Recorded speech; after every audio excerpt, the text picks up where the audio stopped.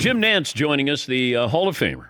He called the Steelers and the Eagles on Sunday, been a part of CBS's coverage of March Madness since 1986, and he called his first Final Four, I believe, in 1991. Next year's Final Four is in Houston. Jim went to Houston 40 years after Houston's run to the national title.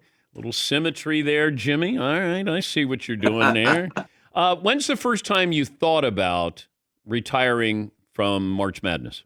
It was a while back. Great to be with you, my friend. I actually thought I might do it in 21, but that was a COVID year where the NCAA put together an NCAA tournament all in Indianapolis with just sparse crowds. They limited tickets, and it just didn't quite feel like the time I wanted to do it. And I knew Houston was out there. I wanted it to be on. Nothing against Turner. They've been phenomenal partners. But one year, we'll call the game on Turner, and then the next year it's on CBS, and they alternate. I just thought I should call my last basketball game on CBS, and there was Houston.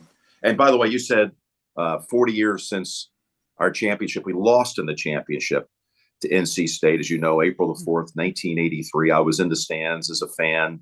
And, maybe, just maybe, I'm going to go out with Houston winning the championship. We're preseason number 3 with Kelvin Sampson doing remarkable things. We got a great program. And would it be, for me, it would be unbelievable to be able to call a Houston championship and take off the headset. Yeah, NC State and Jim Valvano, that couldn't happen now. What NC State did against Houston, could it? Because of the shot clock, that they, Jim was able to strategize.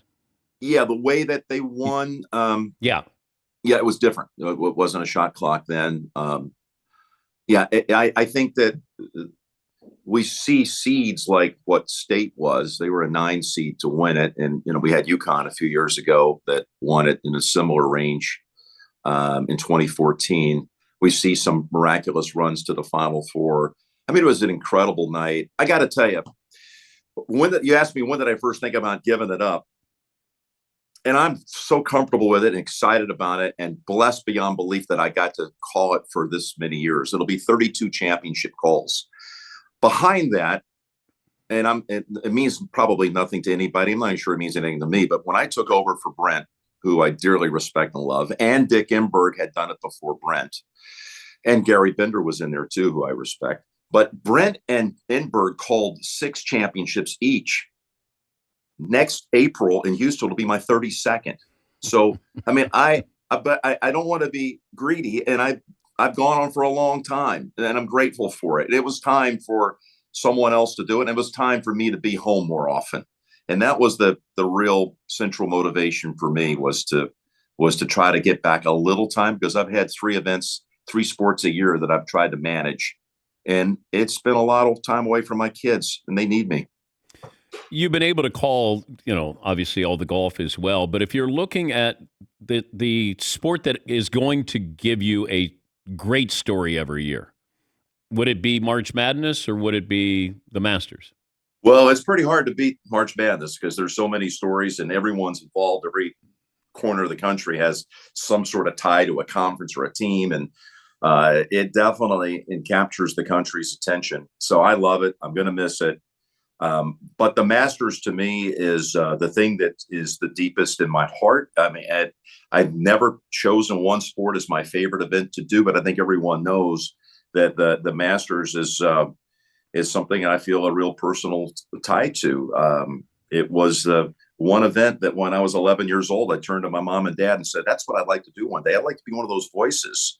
I was watching a Masters tournament. I want to do that. And I've been so fortunate that I'm still living that childhood dream, even into my 60s. So it's been pretty amazing. You know how long I want to do the Masters for. That remains central, as does the NFL for many, many more years with Tony. We were going to do this hopefully another decade or so, or maybe a little beyond. But the Masters, I would like to do it 51 times, as bizarre as that sounds, because my 51st Masters would be the 100th playing of the Masters. And I'd like to be there to see the end of the first century. And that's just a little goal that I have in the back of my head. I'm through 37 right now. So 14 to go, hopefully. Did you just announce your Masters retirement? I did. Okay, did. this just Okay, in. there you have it. Yep. Put it on tape. Yep, Jim Nantz in 14 years. That'll be it. Thank you. Thank you. Oh, by the You way, made news. Yeah, we did. We have a Jim Nantz game that Paulie wants to play. All right, Paulie, so Jim, ask the question. Jim, we don't know exactly where you grew up. We did a little bit of research. I know you lived in many different places. But we're going to guess, who was your favorite athlete when you were like 10, 11, 12 years old? I'm going to go first. I'm going to say... Well, wait. He grew up in Virginia, New Orleans... New Jersey. New Jersey. Is that correct? North Carolina. Charlotte, North Carolina born. Yes, you're right. New Orleans, Moraga, California, Colts Neck, New Jersey. We moved around. My dad kept getting moved up the corporate chain, so we saw a lot of different parts. Okay, Jim Nantz's first favorite athlete. Paulie, you go first. I feel good about this. I'm going to go Pete Maravich. Pete Maravich. Oh, that's a big one. I mean, he was playing at LSU when I was in New Orleans. He's up there high. Seton? I had the exact same thought. Pistol Pete. Get out. I swear, I'm looking at him right now to make sure that the time frame matched up. I swear. Okay. Fritzy?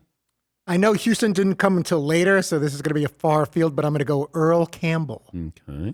Marv, you Too got one? late. Yeah, that's too late. Yep. But I love Earl. Yep. Marv? I'm going to go with then known as Lou Alcindor. Oh. I'm going to go with Archie Manning. Wow.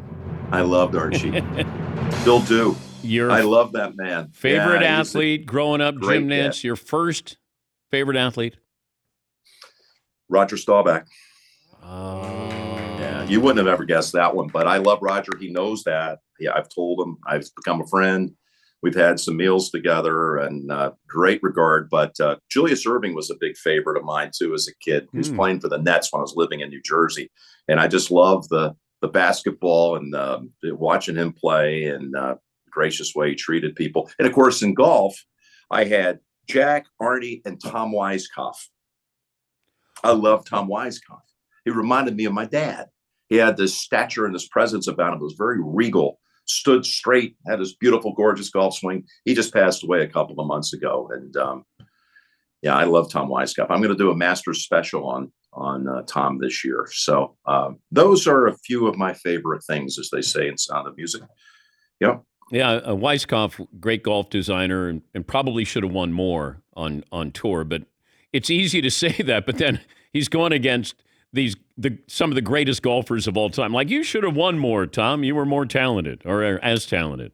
Well, he should be. I know this isn't something that's probably on everybody's hit list right now, but it's on mine. He should be in the World Golf Hall of Fame for all the things that he did as a golfer who had enough wins by today's standards to be in the Hall of Fame. Won a major at Troon in '73, coming up on the 50-year anniversary, and his golf architecture. So he saw, and he's a broadcaster too, by the way. So he saw the game through a lot of different lenses, and he was excellent at everything that he did. I'm actually going to be with Jack on Thursday, and Lanning Watkins and Tony Jacklin this week, because I'm going to tape a special and talk to them about Tom, who I actually was honored to be asked to deliver his eulogy at his funeral. So very fond of him. You know, it's weird when you have these heroes and you actually grow up, Dan, and this is, I know it's same for you. If we get to know them, get to meet them, so you have that awkward, I've got to get past that stage of I'm that little boy who looks up to them.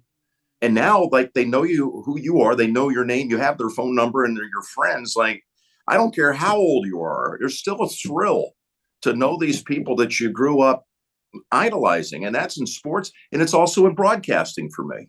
I got to know all of my heroes in broadcasting. And, you were talking about Normandy a minute before I came on the air. Like Jack Whitaker was on that list of, for me, of McKay and Summerall and Enberg and Gowdy and Schenkel and Jackson and all these guys. Jack Whitaker attended our wedding, which happened to be on the 68-year anniversary of the day that he actually stormed the beaches of Normandy. Yeah. He was an American hero. He fought for this country. He was in the battles on the shores of Normandy. So, it's, I don't care how old you are. The people that you look up to and you try to model your life after, then you'll eventually get to meet them. It's one of the great gifts in life. And don't take it for granted. But now you're one of those people. Well, I don't think of it that way at all, but I think of me being someone that's trying to represent them. I will say that. I want to represent them well. those people that meant a lot to me and inspired me, I want to make them proud. I'll just put it that way. That's the best I can hope for. Great to talk to you. Hope the kids are good. Always. Thanks. Everything's well. Thank you, my friend. And let's do it again soon.